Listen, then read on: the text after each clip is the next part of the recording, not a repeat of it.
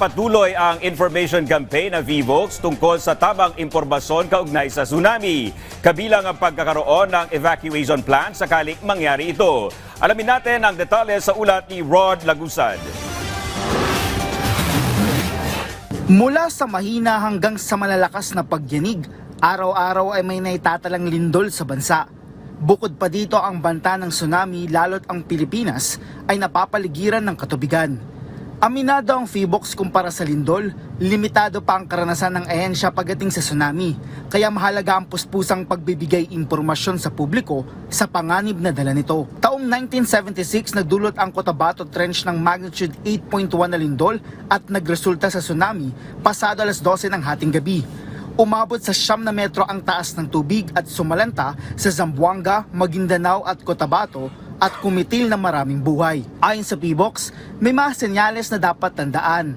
Ang pagkakaroon ng lindol, bigla ang pagkawala ng tubig at kakaibang tunog na udyat ng posibleng paparating na tsunami. Tinatayang aabutin ng 5 hanggang 20 minuto bago ito mangyari at dapat isaalang-alang din ang layo ng maaaring abutin ng alon.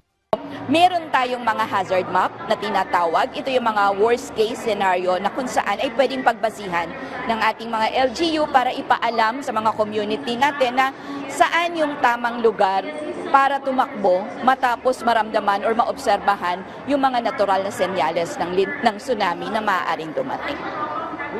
Malaki rin anya ang responsibilidad ng mga LGU, lalo na ng mga komunidad dahil sila ang unang makakaresponde. So nagtatayo tayo ng mga tinatawag nating community tsunami alerting siren na hindi lang natin basta nilagay doon. Bago natin iwan yung community, kailangan na empower na natin sila. Anong ibig sabihin yan?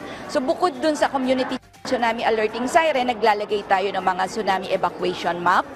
Pero tinutulungan natin silang makagawa na itong mapa na to ay ma-include nila sa kanilang tinatawag na tsunami evacuation plan. Hindi natin tinatakot ang mga tao pero sinasabi natin na nangyari na to at pwede uling mangyari.